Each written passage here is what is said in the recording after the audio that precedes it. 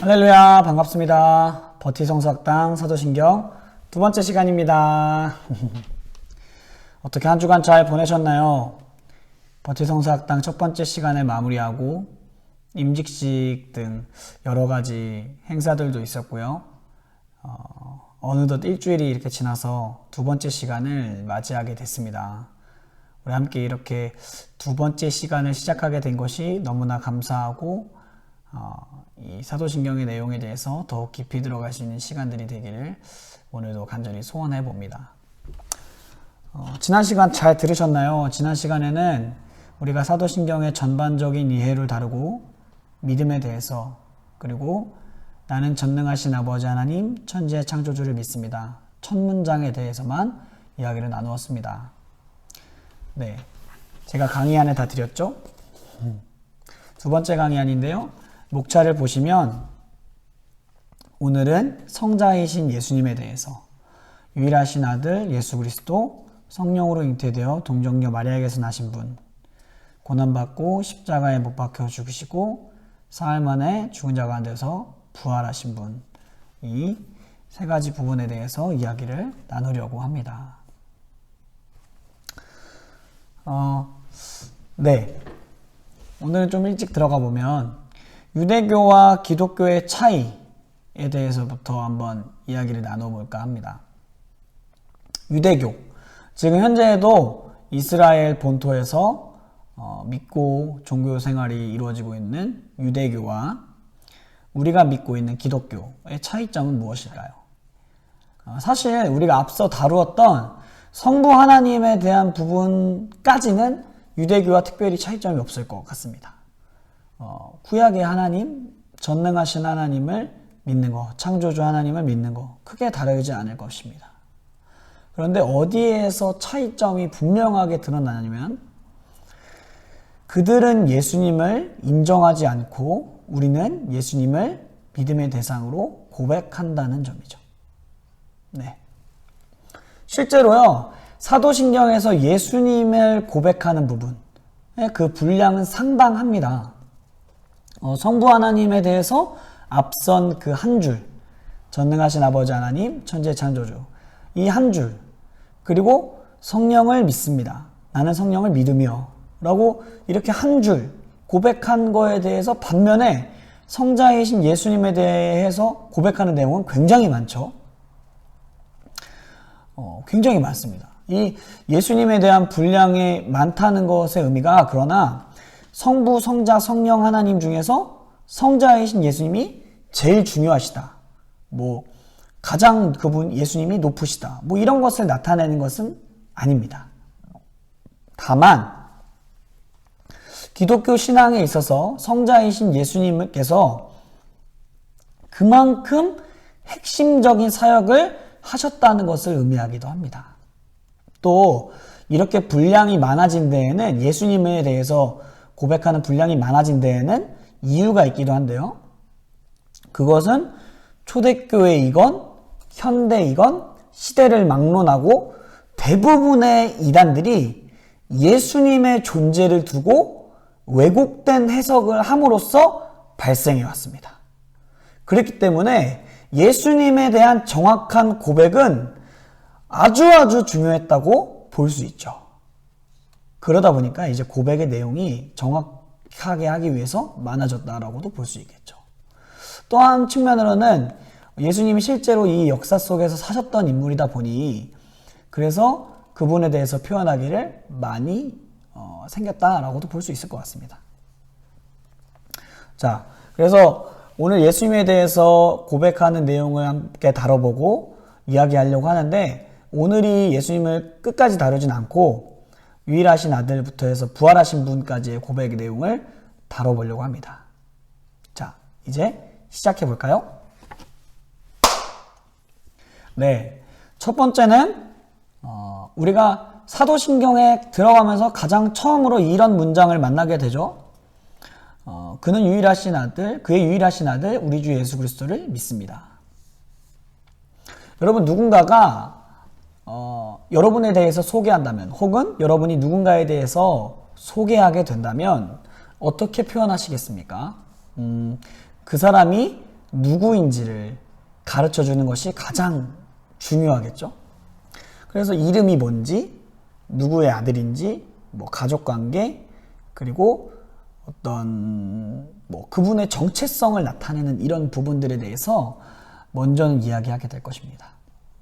마찬가지로요, 사도신경의 처음 이 부분은 예수님의 정체성을 나타내는 부분입니다. 유일하신 아들, 우리 주 예수 그리스도. 이 부분은 예수님의 정체성을 나타냅니다. 그래서 이 부분들을 잘 살펴보면 성자 예수님이 어떤 분이신지 우리가 잘 알 수 있을 것 같습니다. 자, 유일하신 아들 우리 주 예수 그리스도, 이 부분들을 모두 다 다루기 이전에 그리스도라는 표현에 대해서 먼저 이야기를 나눠볼까 합니다. 예수님에 대해서 고백할 때, 그리고 또한 우리가 기도의 마지막 부분에 항상 어떻게 기도를 끝내죠? 우리 주 예수 그리스도의 이름으로 기도합니다. 아멘. 이렇게 끝내죠? 그래서 마지막에 보면 항상 그리스도라는 표현이 들어갑니다. 예수님을 표현할 때 예수 그리스도라는 표현이 들어가요. 근데 먼저 알아둬야 할 것이 무엇이냐면, 예수 그리스도라고 표현한다고 해서 이 그리스도라는 표현이 예수님의 성을 의미하는 표현은 아니라는 거죠. 진혁, 이 말하는 혹은 데이비드 베컴, 레오나르도 다빈치. 그래서 베컴과 다빈치가 그들의 성을 의미했듯이, 성을 의미했듯이 예수 그리스도라고 표현한다고 해서 그리스도가 예수님의 성은 아닙니다. 그리스도라는 호칭은요, 예수님의 정체성을 나타내는 하나의 호칭입니다. 그리스도. 정확하게 표현하면요, 예수님을 그리스도라고 고백함으로써 예수님이 구약에서 말하는 메시아이심을 드러냅니다. 메시아. 그리스도? 메시아? 무슨 말이죠? 정확하게 표현하면요, 그리스도는 헬라어고 메시아는 히브리어입니다. 그래서 그리스도와 메시아는 동일한 뜻을 가지고 있는 두 개의 언어입니다. 예수님은 메시아이시면서 그리스도이십니다. 이 말의 뜻은요, 기름 부음을 받은 자라는 뜻을 갖고 있습니다. 메시아, 그리스도의 의미는 기름 부음을 받은 자라는 뜻을 갖고 있다는 것. 자, 여러분, 이스라엘이 구약 시대에 하나님께 받은 한 가지 약속이 있었습니다. 그 약속이 무엇이었을까요? 다윗 왕에게 했던 약속이었는데요. 너의 나라를 영원하게 하겠다라고 말씀하셨고요. 또한 이스라엘 백성에게 약속하시기를 다윗 계통의 왕이 와서 그 왕이 와서 이스라엘을 회복시킬 것이라는 약속을 하나님께서 해주셨습니다. 이를 두고 메시아라고 했던 거죠. 이 하나님께서 보내신 이 왕이, 메시아가 이스라엘을 회복시킬 것이라는 약속을 받았어요. 그래서 이스라엘 사람들이 왕을 기다렸어요. 메시아를 기다렸습니다. 지금도 기다리고 있죠. 그래서 예수님께서 그리스도시다라는 이 고백은요, 바로 하나님께 약속받은 왕, 이스라엘을 회복시킬 왕, 메시아이심을 고백하는 것입니다. 메시아이심을 고백하는 것. 구약에서는요, 기름 부음 받은 자라는 이 의미가 아주 중요한데, 기름 부음 받은 자라는 이 의미에는 그러니까 구약에서 세 가지 직분이 이 기름 부음을 받았어요. 세 가지 직분이. 어떤 직분이었냐면 왕, 제사장, 선지자. 왕, 제사장, 선지자. 이 세 가지 직분이 기름 부음을 받았습니다. 제사장, 왕, 선지자. 재밌는 것은요, 제사장이 기름 부음을 받는 나이가 있었어요. 레위기에 보면 나오는데, 제사장의 기름 부음을 받은 나이가, 정식적으로 기름 부음 받은 나이가 30세였습니다. 그리고 다윗 왕도 왕으로 세워짐을 받는 나이가 있었어요. 물론 기름 부음 받는 것은 17살, 정확하게 기억은 안 나는데 그 10대였지만 다윗 왕이 되는 그 해가 있었습니다. 그때가 언제냐면 30살이었어요. 재밌죠? 예수님께서 공생애를 시작하신 나이도 30살입니다. 네. 이렇게 예수님께서는요, 구약시대에 하나님께서 말씀하신 것처럼 자그마한 부분 하나까지도 말씀의 성취를 이루어 가시면서 이 땅에서 예수님 자신이 메시아이심, 그리스도이심을 나타내시면서 사역하셨어요. 우리가 분명하게 짚고 넘어가야 될 부분들이 있는데, 예수님은요, 역사적으로 실제하셨던 분이시고 이 땅에 살아계셨던 분이시라는 거죠.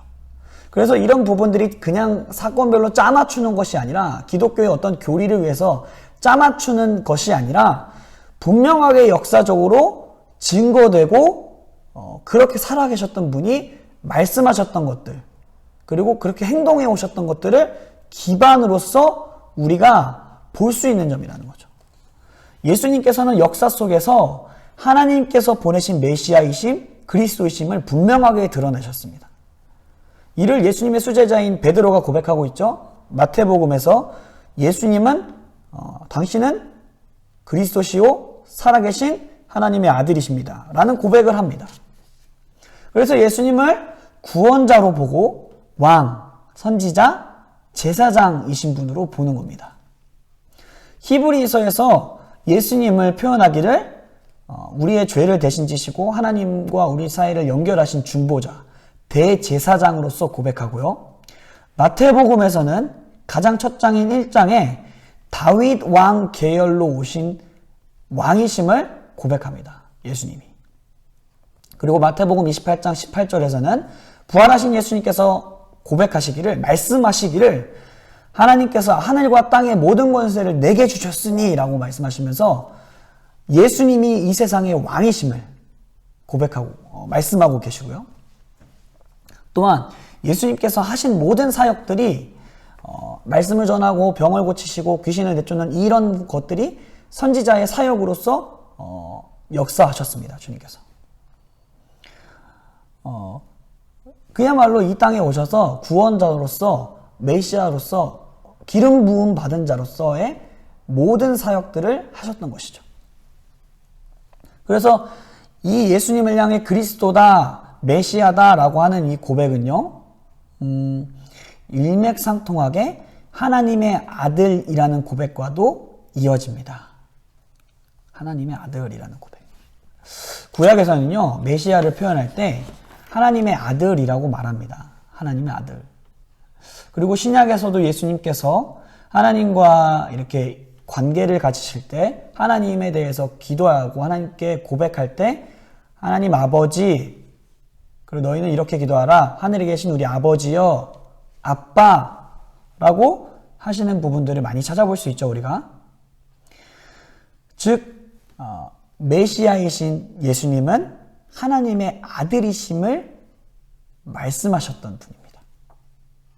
정리를 해보면 메시아, 그리스도라는 표현은 하나님께서 약속하시고 보내신 분임을 고백하고 있고요. 그리고 예수님을 하나님의 아들이심으로 고백하는 표현입니다. 여러분 잘 아시겠지만 예수님은 하나님의 아들이십니다. 그리고 예수님은 하나님께서 보내주신 분이시고, 예수님은 우리를 구원해 주시는 구원자, 왕, 선지자, 대제사장 되시는 분이십니다. 이 사실을 믿으시길 바랍니다. 또한 이 아들이라는 표현은요, 메시아라는 표현은요, 예수님과 하나님과의 관계성을 표현해 주는데요. 예수님께서 하나님의 아들이라고 말씀하시고 있죠. 그래서 실제적으로 예수님께서는 하나님과 직접적으로 교통하셨고 친밀하셨고 아주 관계가 깊으셨습니다. 그래서 예수님께서는 모든 사역을 하실 때에 하나님 아버지의 뜻대로만 하셨습니다. 아버지께서 말씀하시지 않고는 아들이 말할 수 없고, 아버지께서 알려주시지 않고는 아들이 그 어떤 것도 행할 수 없다라고 말씀하셨습니다.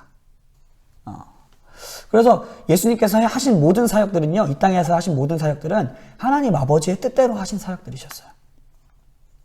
그런데 여기서 좀 그런 궁금증이 들 수도 있을 것 같아요. 우리가 예수님에 대해서 고백하기를 독생자, 유일하신 아들이라고 표현한다는 거죠. 근데 재미있는 것은 제가 그 질문에도 써드렸지만 우리도 하나님의 자녀라고 표현하는데 왜 유일하신 아들이라고 표현했을까? 왜 유일하신 아들이 아니지 않나 라는 생각들을 해볼 수 있을 것 같아요. 그럼에도 불구하고 우리는 예수님을 표현할 때 독생자, 유일하신 아들 이렇게 고백하죠. 사도 바울은요, 예수님과 우리 신자를 엄밀하게 구분합니다. 어떻게 구분하냐면 예수님은 하나님의 아들로 고백하고, 그리고 예수님 믿는 우리 신자들은 예수님을 구주로 고백하는 믿음을 통해서 양자의 영을 받았다. 우리는 양자된 자녀들이다. 주님께서 우리를 입양해 주셨다라고 고백하고 있어요. 믿음을 통해서 우리는 입양받았다라고 고백하는 거죠. 또 사도 요한, 그 12제자 중에 한 명인 사도 요한은 요한 1서에서 예수님을 아들로 표현하고 있고 우리는 자녀로 표현합니다. 영어로 하면 예수님은 the son, 그리고 우리는 children, 자녀라고 표현하죠. 이 표현은요, 예수님과 하나님 사이에 아주 특별한 관계를 나타내는 거고요. 뒤에서 언급하겠지만 사실 예수님께서 하나님의 아들이라고 고백하는 이 고백은 다른 말로 예수님은 하나님이시다라는 고백과도 같습니다. 예수님은 유일하신 아들이시고 그리스도이십니다라는 이 고백이요, 예수님이 하나님이십니다라는 고백과 같습니다. 구원자를 의미하는 메시아, 그리스도. 사실 구약에서는요, 구원은 오직 하나님께만 있다라고 말합니다. 그래서 구원의 행위를 하는 모든 주체는 하나님이십니다. 구약에서. 그런데 우리는 예수님을 고백할 때 메시아, 그리스도, 우리를 구원하시는 분이라고 고백하죠.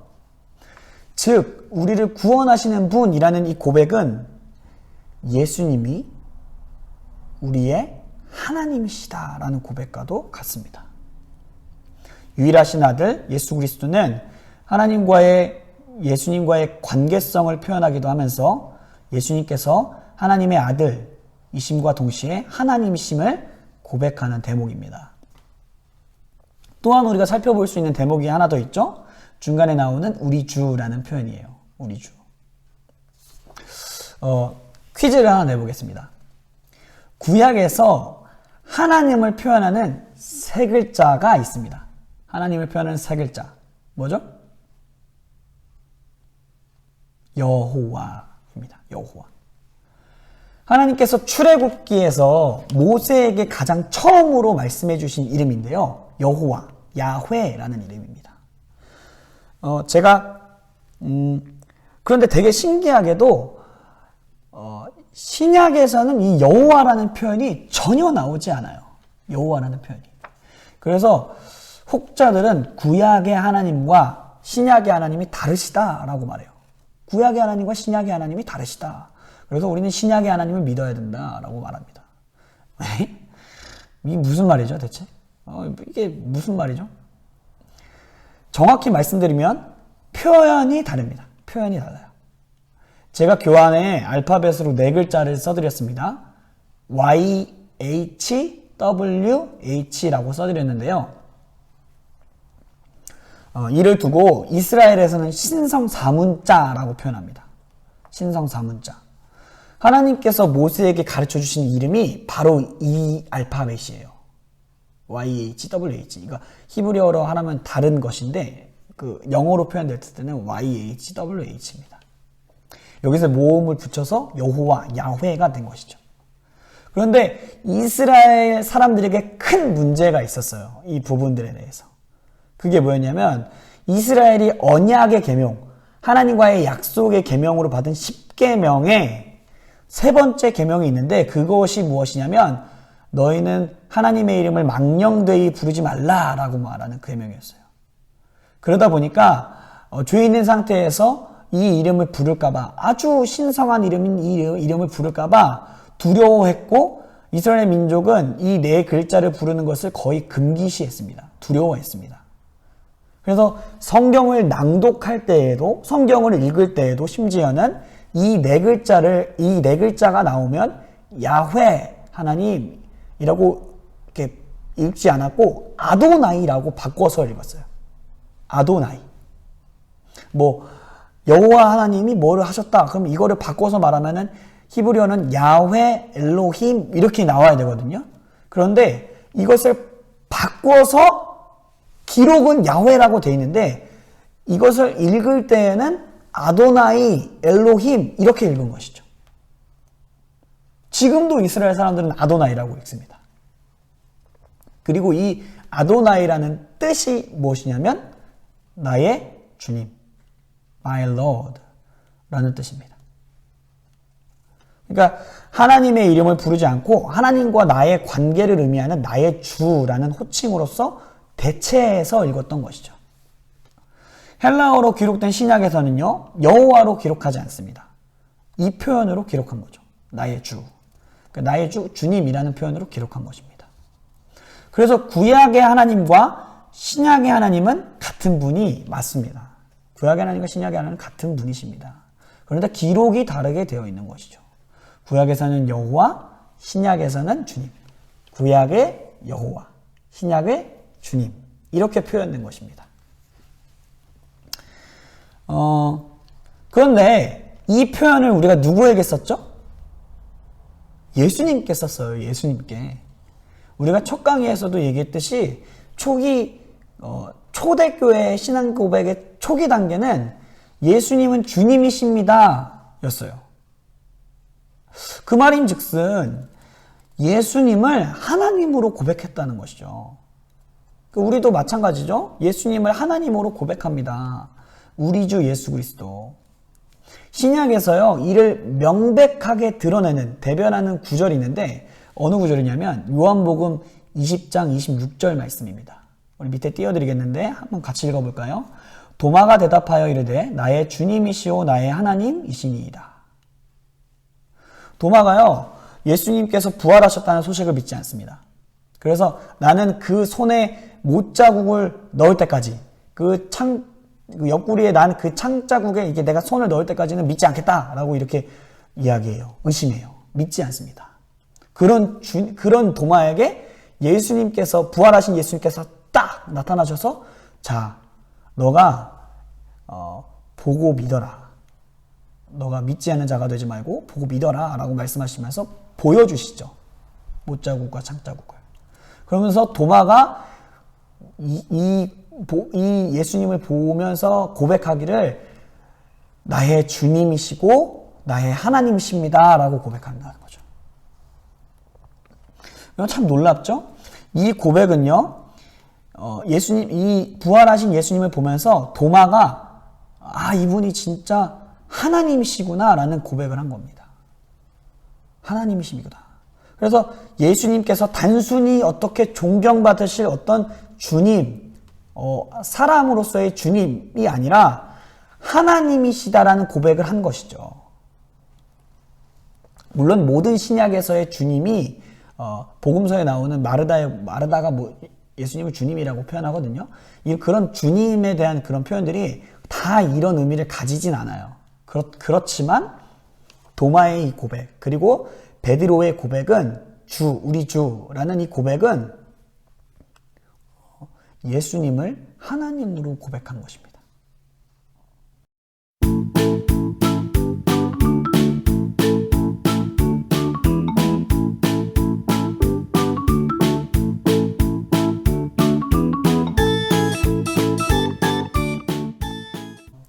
즉, 이 첫 구절에 나오는 그의 유일하신 아들 우리 주 예수 그리스도를 믿습니다 라는 이 구절은요, 예수님의 하나님 되심을 나타내는 구절입니다.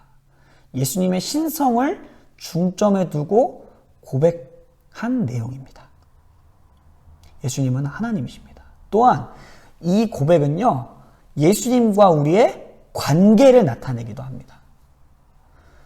예수님께서 우리의 주님 되신다는 것이죠. 그리고 예수님께서 우리의 구원자가 되어주신다는 것이죠. 나는 예수님의 종이고 예수님은 나의 주님이십니다라는 고백과도 같고, 나는 죄인이고 예수님은 나의 구원자가 되십니다 라는 것과도 일맥상통합니다. 자, 우리가 처음으로 예수님을 영접할 때 이렇게 권유를 받습니다. 당신의 삶에 주님으로 예수님을 영접하시겠습니까? 예수님이 구원자 되십니다. 그렇게 고백하시겠습니다. 고백하시겠습니까? 라는 권유를 받습니다. 그런데 참 안타까운 것은요, 우리가 그렇게 영접했지만 우리 삶에서 그러지 못할 때가 너무나 많이 있는 것 같아요. 이번 첫 장을 끝내면서요, 한번 돌이켜봤으면 좋겠습니다. 하나님의 아들이신 예수님, 그리고 약속대로 오신 예수님, 구원자 되시는 분, 그분이 하나님이시라는 이 고백 앞에서 예수님을 주님으로 모신 우리가 우리 삶에 정말로 진정한 구원자로서, 주님으로서 주님을 모셔드리고 있는지, 예수님을 모셔드리고 있는지, 또 내 삶에 예수님께 맡겨드리지 못한 영역은 무엇이는지, 내려놓지 못하고 그런 부분들은 무엇이는지 한번 돌이켜 보셨으면 좋겠습니다. 질문을 보시면서요, 잠깐 시간을 드릴 테니까 한번 써보셨으면 좋겠어요. 내 삶에 내가 예수님을 나의 주님으로 고백했지만, 구원자로 고백했지만, 정말 이 영역은 아직 내어드리지 못한 것 같다, 내려놓지 못한 것 같다 라고 생각하시는 부분들이 있다면 적어보셨으면 좋겠습니다. 또는 예수님 앞에 그렇게 편지 쓰듯이 기도하시듯이 그렇게 써보셨으면 좋겠습니다. 잠깐 시간 드리겠습니다.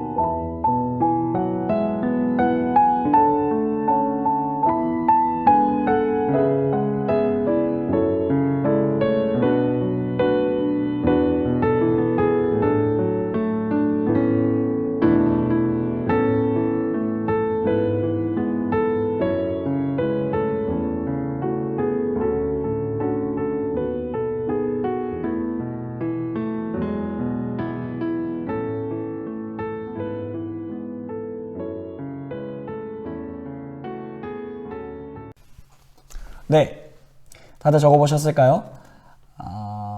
우리 삶의 재정의 영역, 관계의 영역, 그리고 자녀의 미래, 교육, 또 여러 가지 삶의 비전, 배우자, 결혼, 모든 영역에 있어서 예수님께서 우리의 주님이 되어주셨으면 좋겠습니다. 우리가 그런 모든 부분들을 예수님께 맡겨드릴 수 있게 되기를 간절히 소원해 봅니다. 네, 다음 장으로 넘어가 보겠습니다.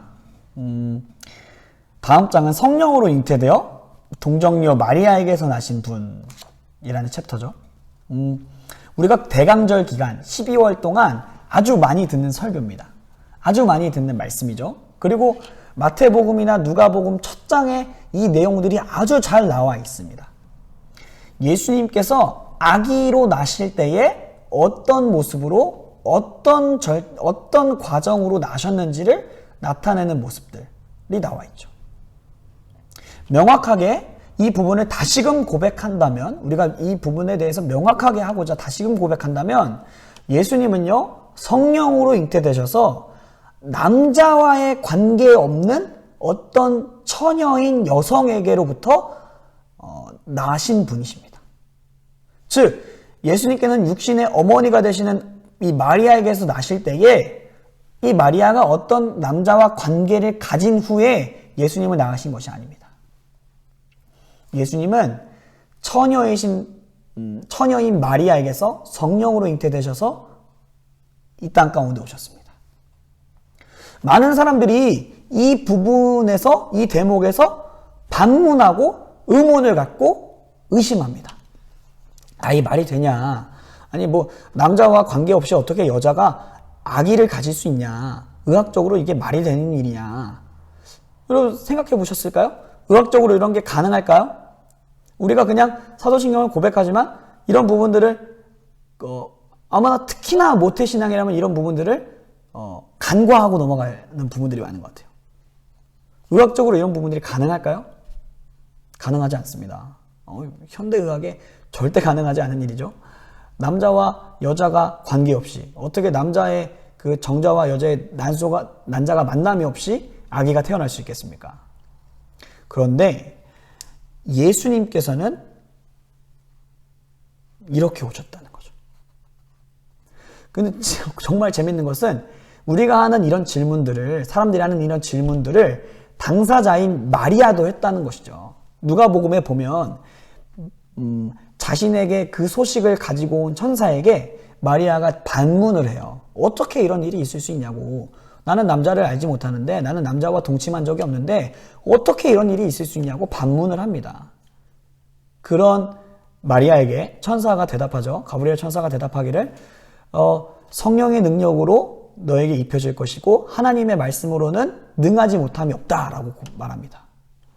하나님께서는 능력이 있으시기 때문에 이 모든 일들이 가능하다라고 말씀하시는 것이죠. 즉 예수님께서는요, 인간 남자의 몸을 입고 오셨지만, 인간 남자로서 오셨지만 육신의 아버지의 죄를 유전받지 않고 오신 분이십니다. 아담의 원죄가 없이 오신 분이세요. 죄 없고 애초부터 죄가 없이 오신 분이십니다. 자, 그럼 질문을 할 수 있겠죠? 예수님은 하나님이신가? 사람이신가? 대체 무엇이신가? 예수님은. 앞서 고백할 때 우리가 고백하기를 예수님은 하나님이시다라고 고백했습니다. 그래서요, 이 부분에 대해서 반론을 하기를 예수님은 신적인 존재로 오셨지만 사람의 모양으로 오신 것이다. 그냥 우리 눈에 보기에 사람이셨지 예수님은 하나님이셨다 라고 이야기하는 사람들도 있었습니다. 그게 어려운 말로는 가현설인데요. 우리 눈에 보이기를 사람이셨지만 그분은 하나님이셨다. 그분은 신적인 존재셨다 라고 이야기하는 거죠. 얼핏 보면 굉장히 그럴듯하죠. 이게 그러나 그리스 로마 신화에서 영향을 받은 것입니다. 영지주의자들이 이렇게 고백했습니다. 이렇게 주장했습니다. 이단들이 이렇게 주장했어요. 그러나 분명한 것은 예수님은 참 하나님이시고 참 사람이십니다. 예수님께서는요, 하나님이시자 사람이셨어요. 자, 예수님은요, 구원자로 오셨습니다. 예수님은 하나님으로 계셨습니다. 태초부터 계신 분이십니다. 초대교회에서도요, 이런 논쟁들이 많이 있었어요. 아리우스라는 사람이 예수님이 사람보다는 뛰어나시지만 하나님의 피조물이시다. 하나님보다는 못한 존재이시다. 왜? 나시고 사람으로 나셨다라는 이 부분 때문에 피조물로서 예수님을 대한 것입니다. 사람으로 오셨으니까 하나님보다는 하위 존재이시다라고 이야기했습니다. 아리우스라는 사람이. 그런데 이에 대해서 명백하게 반론을 제기했는데 아타나시우스라는 사람이 그렇지 않다라고 얘기했습니다. 예수님은 하나님이시다. 그리고 또한 사람이시다라고 이야기했어요. 자, 먼저는요, 우리가 이렇게 생각해 볼 수 있습니다. 예수님께서 사람이시기만 했다면, 아니, 사람보다는 위의 분이시지만 하나님보다는 못한 존재셨다면, 피조물이셨다면 우리는 예수님을 찬양하면 안 됩니다. 우리는 예수님을 경배할 수 없습니다. 왜요? 그것은요, 명백하게 우상을 섬기는 것입니다. 피조물을 섬기는 행위입니다. 창조주이신 하나님과 배격되는 행위예요. 그렇기 때문에 그런 일은 있어서는 안 됐습니다. 우리가 예수님을 찬양하고 예수님을 고백하고 예수님을 경배합니다. 예수님께 감사와 사랑과 찬양의 고백을 드립니다. 그 이유는 무엇이냐면 예수님이 하나님이시기 때문입니다. 예수님이 하나님이시기 때문이에요. 그러나요, 또한 예수님은 사람으로 오셨습니다. 동정녀 마리아에게서 나셨습니다. 역사적인 인물인 그 마리아에게서 예수님은 나신 분이십니다. 왜 그렇다면 사람으로 나셨어야만 했을까요? 우리가 어떤 상황을 놓고 생각해 보면서 이것들을 풀어나갔으면 좋겠는데요. 자, A와 B가 A라는 분과 B라는 분이 싸웠습니다. B가 일방적으로 잘못해서 이 관계가 깨어진 것입니다. 그렇다면 이를 아주 잘 중재하고 해결할 사람이 하나 있었는데 C라는 사람이었어요. 그런데 이 C라는 사람에게는 조건이 붙어요. 어떤 조건이 붙냐면 A의 마음도 알고 B의 마음도 알아야 되는 것이죠. A의 마음도 알고 B의 마음도 아는 사람. 그런 사람이야말로 정말로 이제 이 관계를 회복시킬 수 있습니다. 자, 만약 C가 A보다 못한 존재라면 B의 입장에서 C에게 감히 말할 수 없어요. 또한 C가 B보다 우월하다면 B의 마음을 아주 잘 알아줄 수 없습니다. B의 마음을 이해할 수 없습니다. B의 입장을 대변해 줄 수 없어요. 예수님께서는요, 사람의 입장에서 모든 사람을 대신해서 죄를 지시기 위해서 오셨고, 사람으로 오셨고, 또한 하나님으로서 구원을 이루실 수 있도록 이 땅 가운데 오신 겁니다. 구원의 행위자로서. 그래서 하나님과 우리 사이를 화목하게 해주셨다. 그분이 누구시냐? 바로 이 예수님이신 거예요. 바로 이 예수님.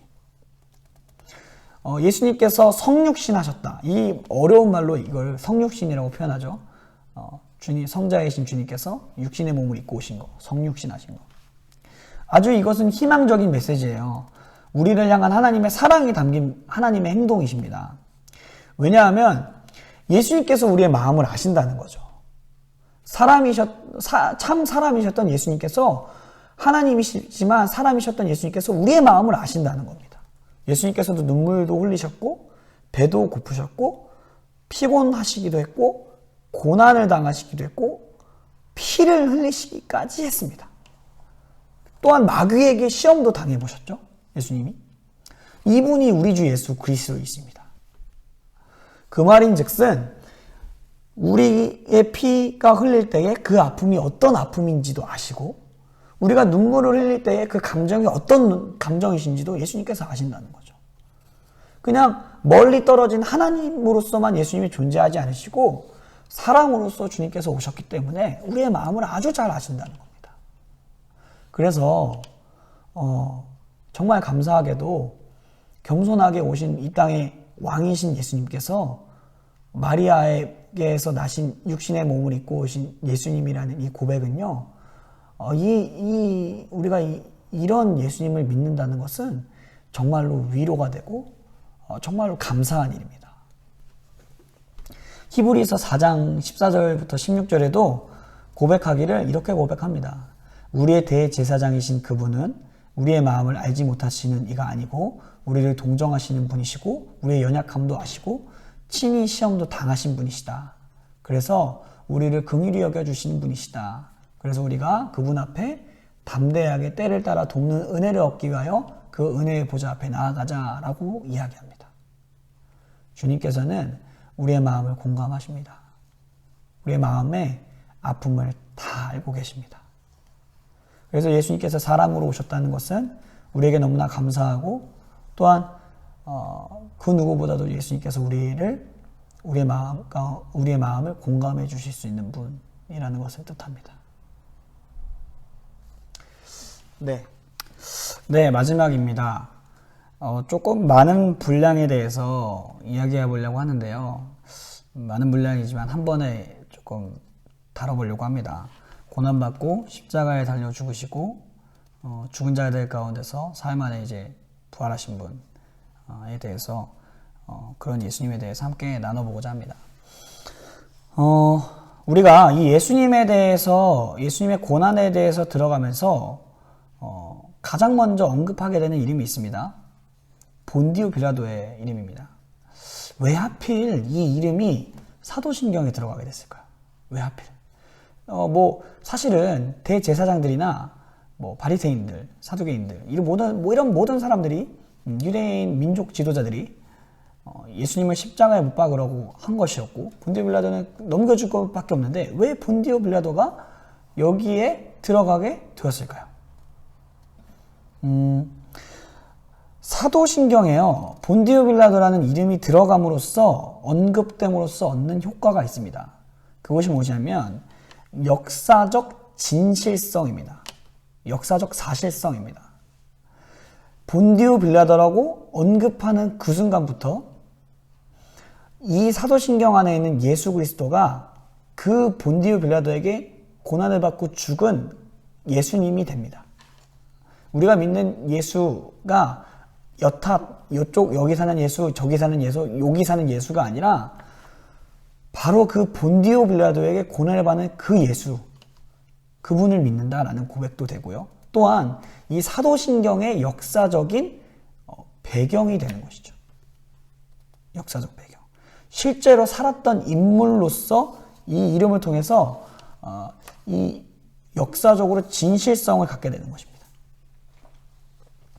본디오 빌라도라는 언급을 통해서 우리가 또한 알 수 있는 것은 무엇이냐면 예수님께서 이 땅에 오셨는데 이 땅의 권세의 심판을 받고 죽으셨다. 즉 이 땅에서 창조주이신 하나님께서 거부를 당하셨다 라는 것을 표현하는 대목이기도 합니다. 이는 구약에서 많이 나오고요. 또한 신약에서도 예수님께서 많은 대목에서 비유로서 많이 말씀하십니다. 포도원 주인의 이야기, 아들을 보냈으나 그 품꾼들이 아들을 죽이고 했던 이야기들, 뭐 이런 이야기들로 이미 십자가에 달리기 시기 전부터 예수님께서 이런 말씀들을 많이 해오셨습니다. 네. 예수님께서는요, 창조주이시지만 이 세상에서 거부를 당하신 분이십니다. 또한 우리가 고백하기를 예수님은 고난을 받으셨다라고 고백하게 되는데요.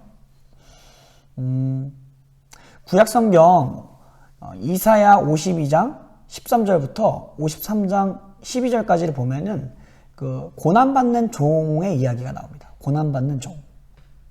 하나님의 종이신 예수님께서 고난받으시는 모습을 연상하게 되는 내용들이 그렇게 막 신약에 나오는 그 예수님의 모습을 연상하게 되는 그 종의 이야기가 나와요. 그런데 여기 보면은 예수님께서 고난받으신 이유가 나와 있습니다.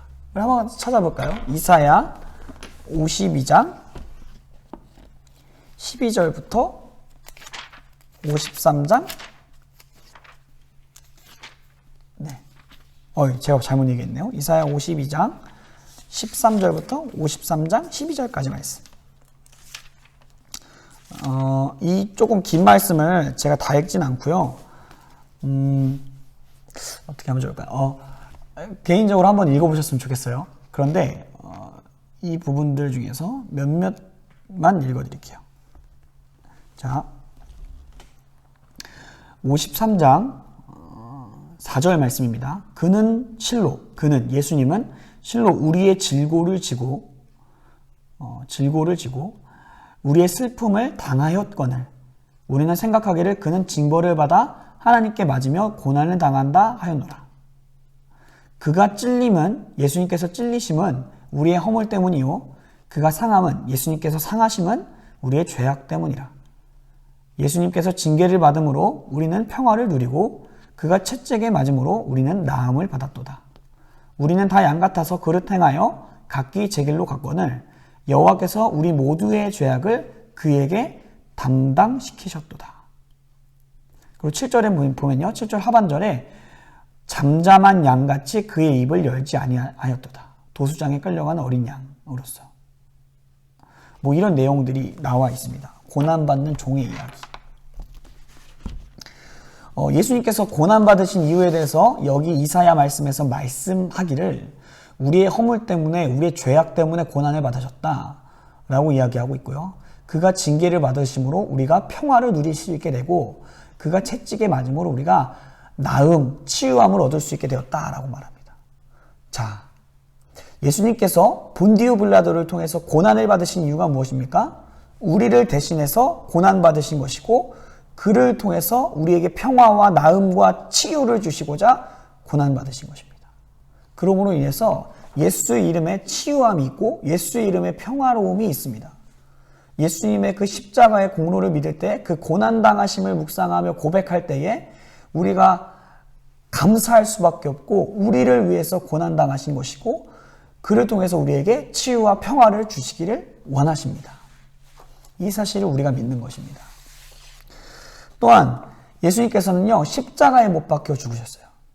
당시에 십자가는 아주 야만적인 형벌이었습니다. 로마인들에게는요, 이것은 그 죄악을 다시는 짓지 못하게 할 만큼 이 죄인이 아주 악독한 죄인이다라고 모범적인 사례로 보여주기 위해서, 그래서 다른 사람들이 그 죄악을 짓지 않게 하기 위해서 이런 잔인한 형벌들을 많이 거행했습니다.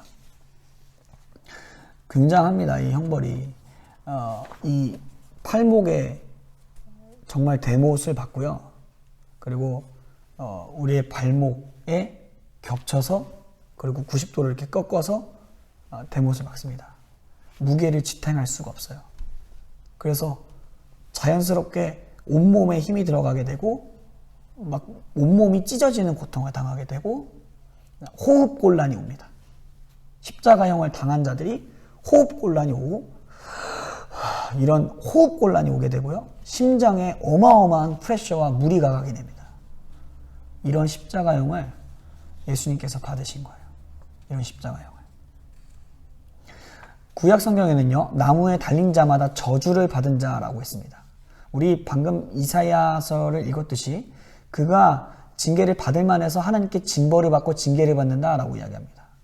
이 십자가형은요, 사실 죄 없으신 예수님께서 아무런 말도 없이 그저 자신의 어떠한 이야기도 빌라도에게 하지 않으셨어요. 어떠한 의로움도 빌라도에게 이야기하지 않으셨어요. 그런데 빌라도는 알고 있었죠. 예수님의 의로움을. 그런 의로우신 예수님께서 나무에 달려 죽으셨습니다. 그럼 누군가의 저주를 받았다는 의미입니다. 나무에 달려 죽은 자마다 저주를 받은 자다라고 구약 성경에 나와 있는데 이스라엘 사람들은, 유대인들은 그것을 보면서 예수는 저주를 받은 자야, 예수는 저주를 받은 자야 라고 생각했지만 실상은 그 저주를 받아야 할 자가 누구였냐는 것입니다. 그것은 바로 우리입니다. 우리가 그 저주를 받았어야 했습니다. 그런데 예수님께서 저주를 대신 받으신 것이죠. 십자가형으로서. 그럼으로써 우리에게 우리의 죄를 향한 하나님의 진노를 예수님께서 달래주셨습니다. 하나님께서 우리의 죄를 보시고 진노하셔야 하고 분노하셔야 하지만 하나님 자신이시자 하나님의 아들이신 예수님께서 그 십자가에 달려 죽으심으로써 하나님의 진노를 달래드리고 또한 친히 하나님과 우리 사이를 잇는 화목제물이 되셨습니다. 화해를 하게끔 하시는 화목제물. 그 화목제물로서 희생제물로서 예수님께서 십자가에 달려 죽으신 것이죠. 십자가의 의미는 단순히 한 남자의 죽음의 의미가 아닙니다. 십자가의 의미는 우리를 구원하신 예수님의 영적인 사역이셨습니다. 예수님께서 마지막 십자가에서 달려 죽으실 그때에 마지막 말씀을 남기신 것이 다 이루었도다 라는 말씀이셨죠. 이 땅에서의 모든 하나님께서 맡기신 그 사명을 다 마치시고 말씀하시고 죽으신 것입니다. 처음부터 공생애 그리고 마지막 십자가 사역까지 예수님께서 우리를 구원하시려고 자신이 할 일들을 모두 다 하시고 죽으신 것이죠. 주님과 우리 사이를 이어주는 화목제물로서 희생제물로서 그것이 십자가의 의미입니다. 우리를 대신해서 죽으신 십자가. 또한 예수님께서는요 죽으셨습니다. 사람으로서 예수님께서는 죽음을 맛보셨습니다. 이제 한글 번역으로는 음부에 내려가시고라는 이 부분이 없습니다. 그런데 다른 이제 번역본이나 다른 곳들의 가톨릭이라든지 이런 부분들을 본다면 음부에 내려가셨다라는 이야기가 담겨져 있습니다. 그러면 지옥에 가셨다는 의미일까요? 죽음의 의미? 아니요, 그런 것은 아니고요. 예수님께서 그 지옥과도 같은 고통을 맛보셨다라는 의미를 가지고 있습니다. 음부에 내려가셨다라는 그 의미가 지옥에 내려가셨다는 의미가 아닙니다. 죽은 자들 가운데서 살아나신 예수님께서는요, 죽음을 맛보셨습니다. 혹자들은 예수님의 죽음에 대해서 거짓이라고 말하는 사람도 있었습니다. 가연설이라고 해서 마찬가지로 예수님이 죽으신 것이 아니다 라고 이야기하는 사람도 있었고, 기절했다 라고 이야기하는 사람들도 있었습니다. 팔레스타인 그 근동 지방에는 숨이 다 끊어지지도 않은 사람을 죽은 줄로 알고 이렇게 매장하는 실수도 했다라는 것들을 주장하면서 그랬던 사람들이 나왔습니다. 그런 주장하는 사람들이 있었는데요, 그것은 사실이 아닙니다. 왜냐하면 예수님께서 십자가에 달려 죽으실 때에, 창에 찔리셨을 때에 마지막 그 창에 찔린 그 사람이 증언하기를 예수님의 몸에서 물과 피가 나왔다라고 이야기해요. 물과 피가 나왔다는 것은 혈장과 혈전이 나누어진 것을 의미합니다. 이것은 명백하게 예수님께서 죽으셨다는 것을 의미해요. 또한 그 십자가형을 다루던 그 사람들이 그것을 착각했다면 그들이 죽었어야 했습니다. 그럼으로써 이것을 확실하게 하지 않을 수 없었어요. 그래서 창도 찔러보고 아직 죽지 않았다면 이 무릎을 망치로 침으로써 죽였어야 했어요. 그렇게도 죽였습니다. 하중을 탁 하게 함으로써 그렇게도 죽였습니다. 그럼으로써 예수님은 확실하게 죽음을 맛보셨어요. 사람으로서 죽음을 맛보셨고 그 지옥과도 같은 고통을 맛보셨습니다. 그래서 사람이 가장 두려워하는 것이 죽음이죠. 그 죽음을 맛보신 분이 예수님이십니다. 자, 그런데 그 예수님께서는요, 사흘 만에 다시 살아나셨다라고 말합니다. 장사된 지 사흘 만에 다시 살아나셨다라고 말합니다. 이 부활에 대해서 아주 많은 사람들이 그 동정녀 마리아의 탄생과 마찬가지로 의심을 가져요. 그러나 분명한 것은 예수님의 부활은 기록이고 증거가 있고 증명되는 것입니다. 왜냐하면 예수님의 부활의 증거가 있습니다. 그게 무엇이냐면 일단은 모든 이 신약 성서의 이 사본들이에요. 이 신약 성경이요, 복음서의 사본들이 예수님의 부활을 증거하고 있어요. 그 어떤 복음서를 막론하고 모든 사복음서가 예수님의 부활을 증거하고 있습니다. 이것은 그 어떤 고고학적 자료보다도 고고학자들도 이 신약 성경의 사본의 양과 그런 것들을 따졌을 때 이것을 진실하다고 말하고 있고 굉장히 신빙성 있는 자료다라고 말을 하고 있고요. 또한 이 자료에서 말하기를 그러니까 이 부활을 거짓말이라고 말하는 사람들이 말하기를 제자들이 거짓말한 거다라고 말을 해요. 예수님의 시체를 어디다 옮겨놓고 제자들이 거짓말한 거다라고 이야기합니다. 근데 이것은요, 너무나 명백한 거짓말입니다. 왜냐하면 사실 제자들의 삶만 봐도 그들이 거짓말을 하지 않았다는 것을 우리가 알 수 있습니다. 12제자들이요, 예수님을 부인하고 다 떠났던 그 제자들이 예수님의 부활을 보고 성령을 받은 이후에 죽이겠다는 위협에 있어서도 꿋꿋하게 그 신앙을 지키고 심지어는 자신들이 그 십자가에 달려 죽습니다. 여러분, 우리가 믿는 신자로서 다시 한번 생각해 볼 필요가 있는 것 같아요. 뭐냐면 제자들이 만약에 거짓말로 예수님의 부활을 짜맞춰 냈다면 뭐하러 자신들이 거짓말한 그 거짓말로, 뭐하러 그 거짓말로 자신의 죽음까지도 당하겠냐는 것이죠. 제자들의 삶으로서도 그것이 증명이 됩니다. 또한 앞서 말했듯이 예수님이 죽었다는 사실도 있고요. 또한 예수님께서 부활하신 것을 그냥 12제자만 본 게 아니고 따로 모아서 다락방에서 모여서 그냥 그렇게만 본 게 아니고 예수님이 승천하시는 모습을 500여 명의 형제들이 봤다라고 성경이 증언하고 있습니다. 서신서에서 제자들이 증언하고 있어요. 500여 명의 형제들이 부활하신 예수를 일시에 봤다라고 증거하고 있습니다. 그런 즉슨 예수님의 부활은 거짓될 수 없습니다. 예수님의 부활은 사실이고 역사적 사실입니다. 심지어 제가 들었을 때에 믿지 않는 비그리스도인 고고학자도 예수님의 부활을 믿는다라고 합니다. 예수님의 부활은 역사적 사실이다라고 말한다고 합니다. 놀랍죠, 참. 이에 대해서는 좀 이렇게 영화로 찾아보시면 참 좋을 것 같은데, 예수는 역사다라는 영화가 있어요. 리 스트로벨이라는 사람의 그런 예수님의 부활을 좀 이렇게 찾아가는 그런 일대기를 좀 그려놓은 영화인데요. 실화이고 한번 찾아보셔서 보시는 것도 나쁘지 않을 것 같아요. 네. 자, 그렇다면 부활의 의미는 무엇일까요? 부활의 증거를 살펴봤는데요. 부활의 의미는 무엇일까요? 부활은요,